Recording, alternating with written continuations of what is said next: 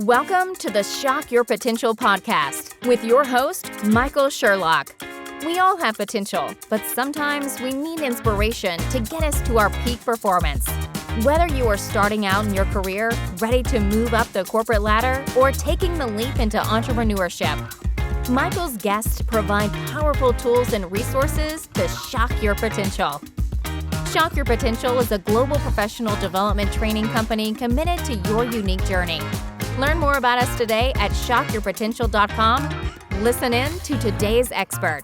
Thank you for joining me on another episode of Shock Your Potential. And you know that all month long in January, we are focused on, the great concept of a new year, but remembering that we better remain flexible. If we learned anything from last year, we know that we have to be ready to pivot at a moment's notice.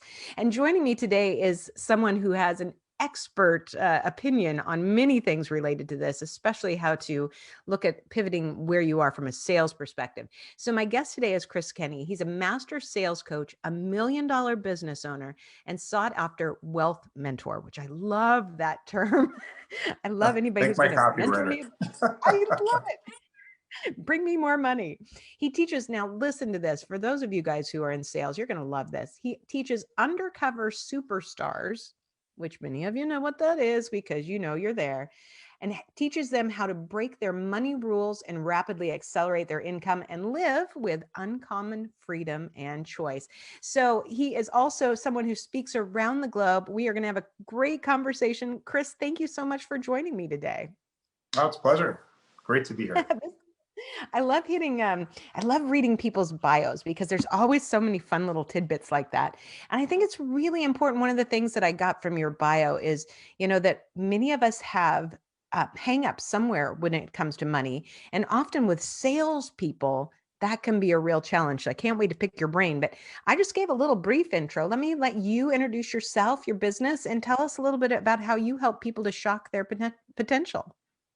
Yeah, obviously I own a coaching company. It's Kenney Coaching, imagine that. And what we help people do is we help people position, package, and sell high ticket programs. So my ideal clients are people that are in business. Typically they're selling programs in the neighborhood of maybe 5,000, 6, 7, 8 grand, somewhere in that area. And they want to build in a high ticket offer. And, high ticket is relative. Some people might say a $5,000 offer is a high ticket offer, not in my world. I see a high ticket offer as like something in the area of 20,000, 25, 50K. I have clients that are selling programs that are over 100,000. So that's the expertise. That's what lights me up. It's what I'm called here to do.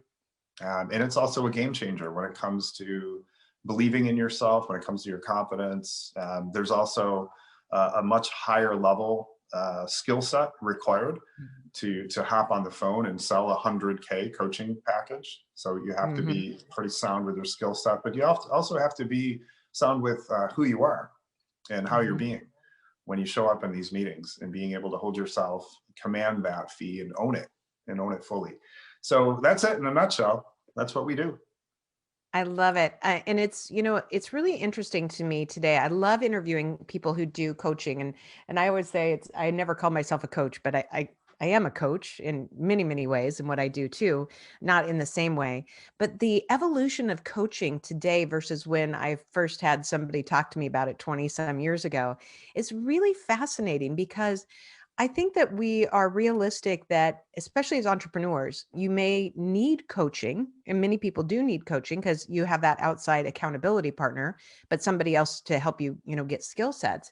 But we also know that for people who are still, working for other companies and maybe thinking about transitioning, or they're trying to evolve their career, whatever kind of coaching they're looking for, is that a lot of businesses don't invest at the same level in training their people anymore. I mean, it's one of the first things that goes. We're seeing that, right now. Where are you going to spend the money if you got to keep the lights on? But it's really an important process when you work with a coach to be able to give yourself over to that interaction, that relationship, and really learn from it, and not worry about whether or not it's teaching you things that you were doing wrong, or maybe that you need to do differently or better. Yeah, I mean, I just think, my mindset on this is you can't see your stuff through the lens that's creating it. So, if you're trying to solve your problems with the same thinking that's creating your problems, you're obviously not going to solve your problems. And it creates this really horrible cycle in terms of behavior, because we know we're stuck. We know we're not getting to where we want to go. We know there's a higher level available for us. And if we're in that space and we're trying to figure it out, but we're trying to figure it out with the same thinking that's creating the problem, we're not going to figure it out. And then we beat ourselves up for it, Mm-hmm. which Absolutely. further perpetuates the cycle of, I'm not good enough, or I'm not worthy of this change, or what if they see the truth about me, whatever the imposter syndrome, whatever it is that people are dealing with that's stopping them from moving to the next level, whether it be for a business, whether it be in a company, personal development. Bottom line is, we can't solve our problems with the same thinking that's creating our problems, so we need an outside perspective to help us with that. Absolutely. And I just made the decision. Actually, I have reached out to several people that I know and trust and value very much. And I asked them to be a part of my advisory board for this year. And, so I'm not asking too much of them, of their time and energy, but it's a different level of my business now that I'm moving to a different level. And I really want their outside perspective. And I want I've only chosen people who I know will be honest with me. And I also know it's going to be terrifying. And I've worked with mastermind groups and I've worked with coaches. So I've got all these different perspectives, but really asking someone to be brutally honest with you is not something that is easy, but it's definitely a game changer for most people.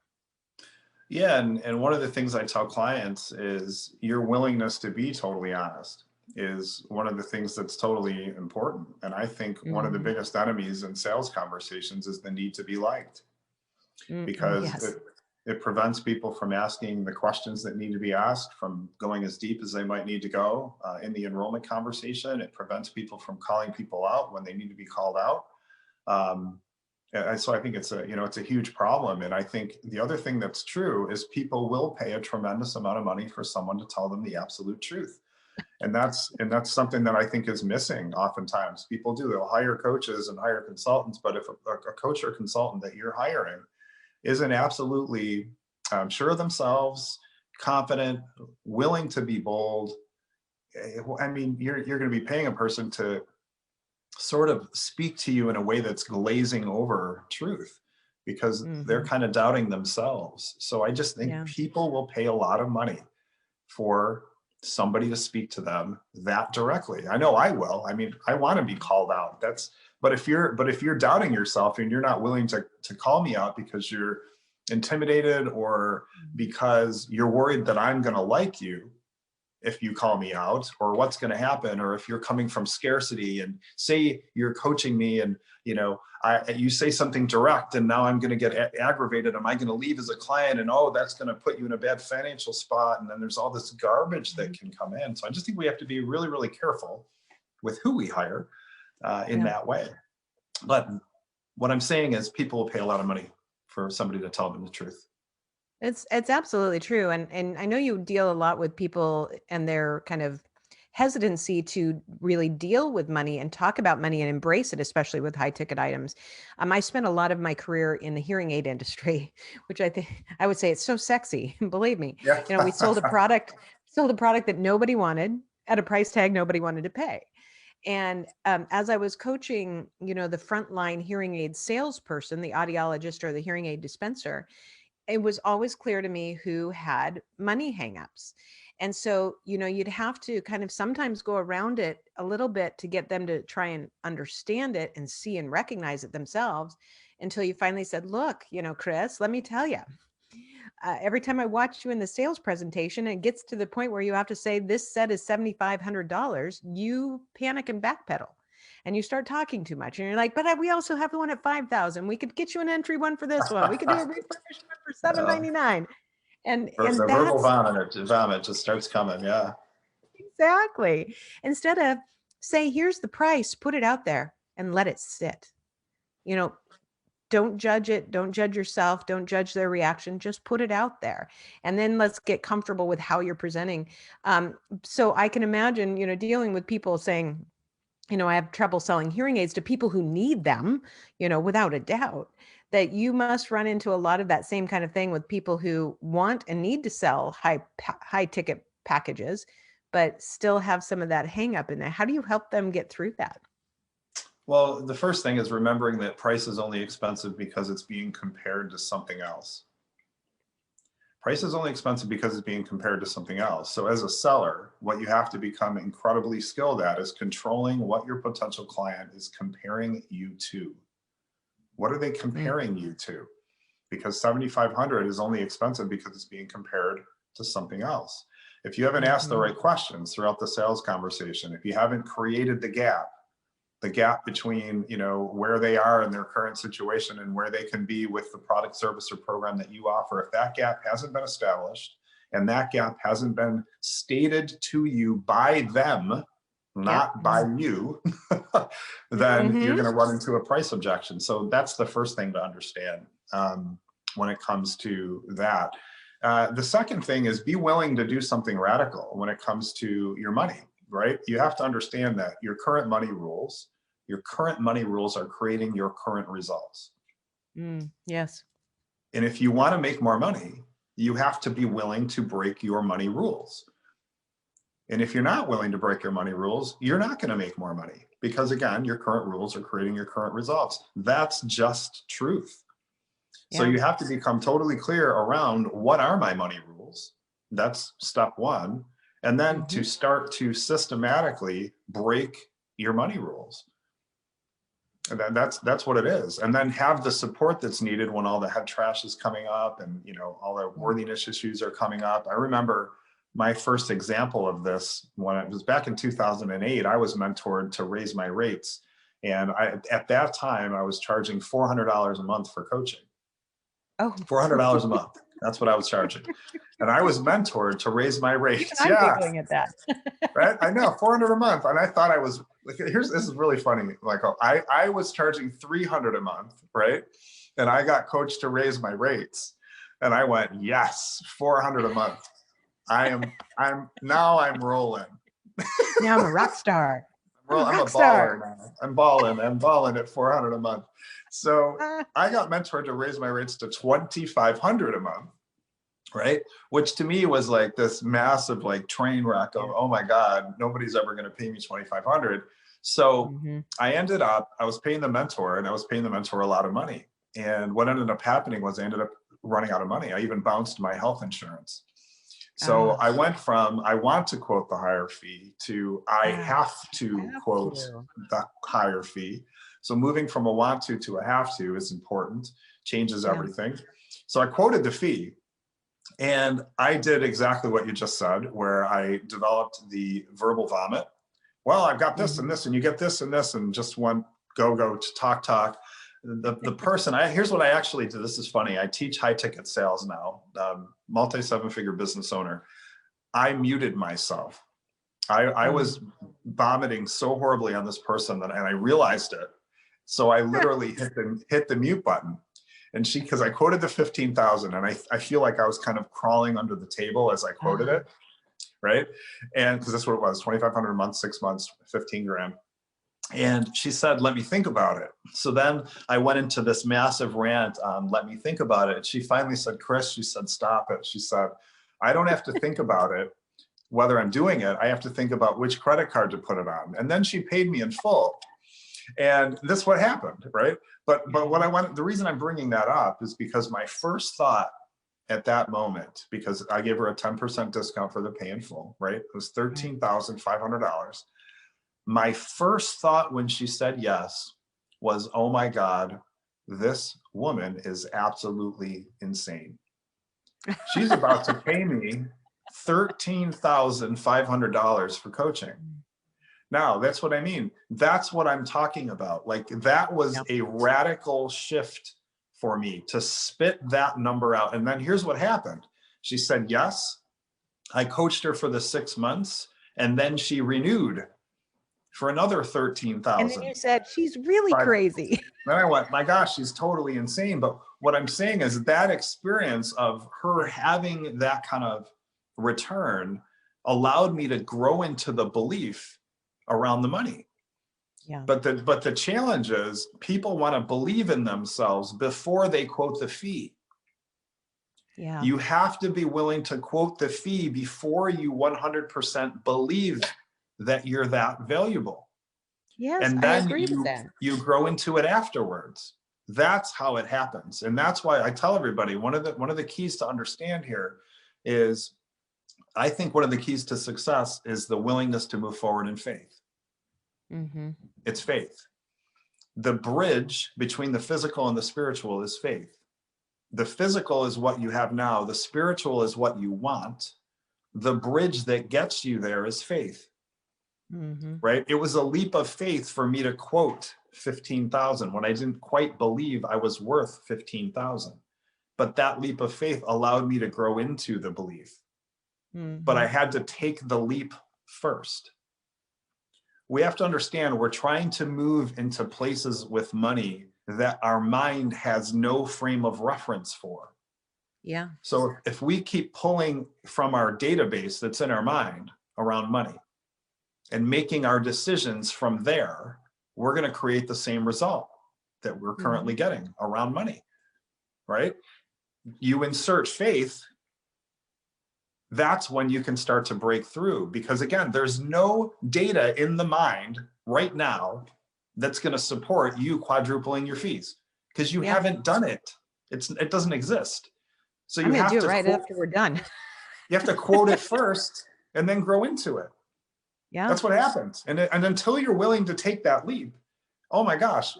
And listen, I could rant on this topic of faith for the next 35, 40 minutes. I could do week-long trainings on it. The times in my life that I have created the biggest transformation have always followed tremendous leaps of faith. Always. I like that. I agree so much. It's so funny as you were talking. And of course, I always take notes as I'm listening to people because I want to make sure that, our show notes always really convey, the what was important to me with my discussions with my guests. And as I was listening to you and writing down things, I was thinking about an exact situation that I have within my business right now. And it's funny because last year in 2020, I made a huge leap, and that was to say no more free programs. And when I made that decision, then what happened is people found ways, to come up with the funding. And then COVID hit. So things changed and I went backwards. And so it's like, okay, now how do you make that transition again? I made that transition, but then I allowed myself to go backwards. And, right. And I can tell you why I can tell you why that would happen. Do you want to know why that would happen? Is that valuable, or we can go tell on? Me, I think I know it, but tell me anyway, because I want to hear it. Sometimes you need truth tellers in your life.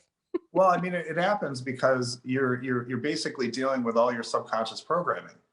I mean, all your subconscious programming is currently holding on to your beliefs around money. 96 to 98% of all influence on all of our decisions comes from our subconscious mind. Right? So what happens is we get this new idea, and this new idea, what happens is it'll populate the conscious mind, but in order to take root and actually turn into something that we can live by and step fully into, it has to make its way into the subconscious. But the subconscious is holding all of our prior programming, all of the emotional experiences you've ever had around money. Subconscious mind forgets nothing.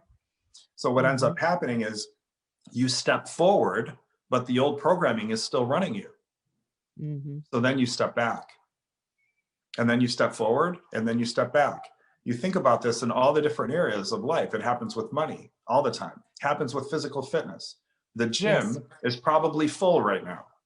By March, it's going to be empty. Yeah, exactly. Right? Exactly. That's what happens. Now, in the way this shows up in terms of a pattern, because I want you to understand this, Michael, and I want all your listeners to understand, whenever we're on the verge of an up level, we get the idea that comes into the conscious. It has to get into the subconscious. Here's how we block it, right? We'll immediately manifest a circumstance. You're stepping into the new thing, and then you'll manifest a circumstance. The circumstance creates fear, doubt, and worry about the forward movement. Right? That's the first step. The next step is rationalization. Now you start to rationalize. Oh, I'll make those changes after COVID's gone by. Oh, nobody's got the money right now. Everything's shutting down. So you move into a rationalization. Then we move into blame. And that's where we start to blame something outside of ourselves for why we're stuck, right? As soon as we move to blame, our old programming has taken over. Oh yeah, kicks back in. Yeah, that makes sense. Because now we're powerless. And I've seen people, you'll sit and you'll spin in that. You'll be on the verge of the up level, manifest the circumstance, fear, doubt, and worry happens, rationalization happens, blame happens, and people run back to safety. Yeah, and it becomes your own self-fulfilling prophecy that you're right, becomes a cycle. And what was really interesting about last year is that I had really found this point where I said to people, you know, if they're like, oh, well, we don't have a budget for speakers. And I would say, well, that's unfortunate because I allocate a certain number of free programs a year. I've already exceeded it for my year. Now, they didn't need to know whether or not my number was 0 or my number was 1 or my number was 100. But I've just exceeded my that number of verbiage, free programs. I love it. it gave me confidence. And that built me up again because I love to make people happy. And so my husband's always teasing me about this, like, you know, oh, they loved you in that free program. That was great. Yeah. Isn't that great? They loved you in that free program. I'm like, I know, but they loved me. You have no idea. They loved me. Like, Yeah. We're broke, but they loved me. No, I'm kidding. Exactly. Exactly. But it's, you know, as I'm gearing myself back up now, as I'm talking to you, I'm like, quit gearing yourself up. Just do it. There's no gearing up. Just do it. This moment we get done. And I haven't had the experience of people not buying right now. I haven't. I haven't had it. All last year, we created a new way of launching programs online, you know, all through Facebook. So we did 2 product launches. We did one in March, and then we did one in September. And between our March launch and our September launch, it was 7 figures.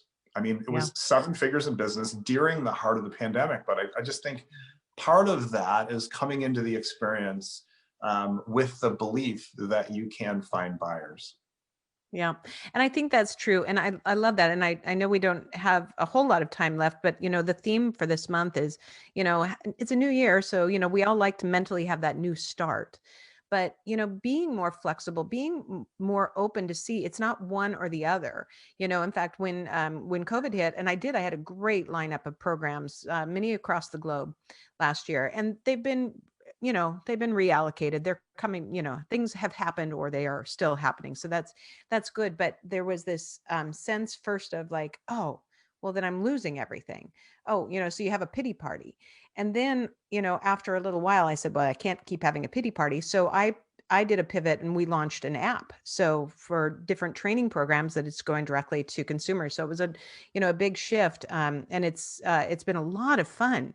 But had I not remained flexible in some way, I would have still been sitting there going, okay, well, I have no speaking gigs. What am I going to do?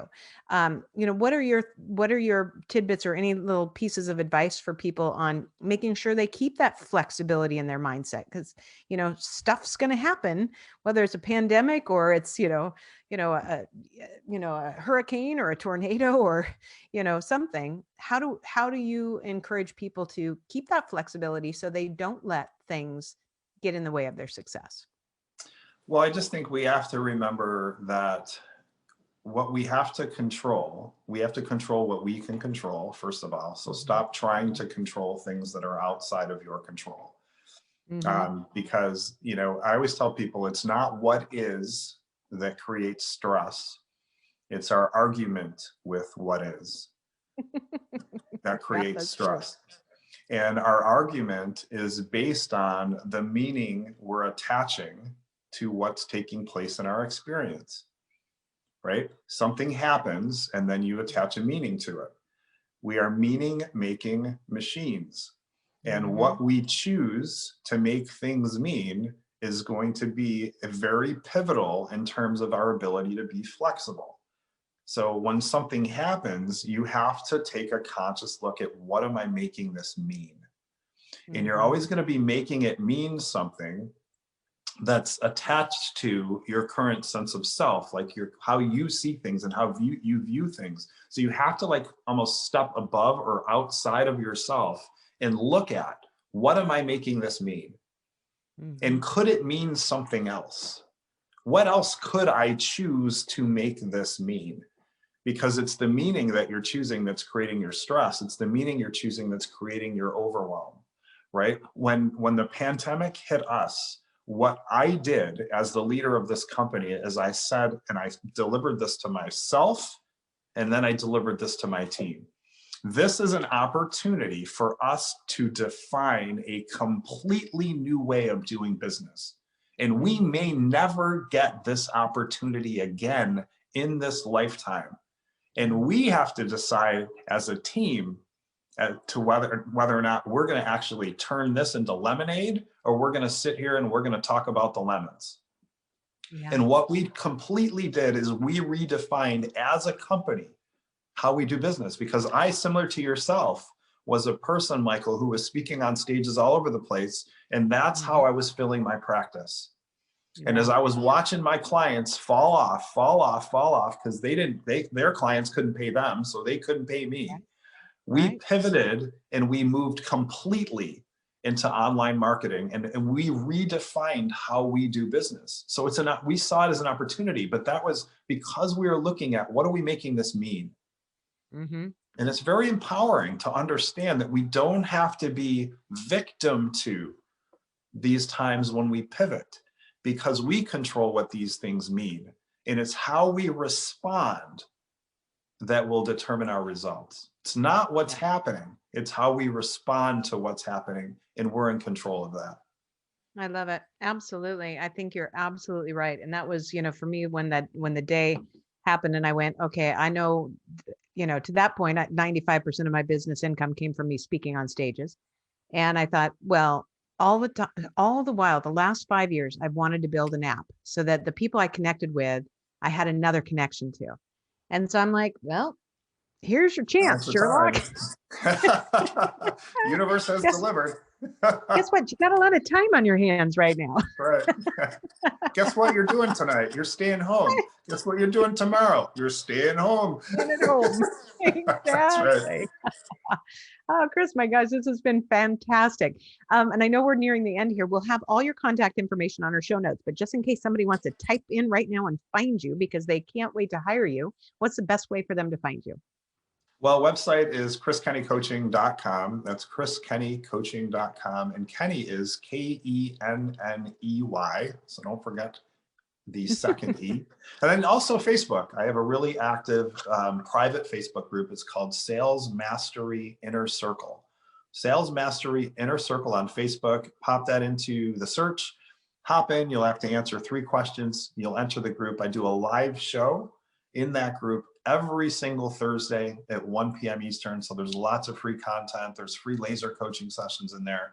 All of it's free. Sales Mastery Inner Circle on Facebook.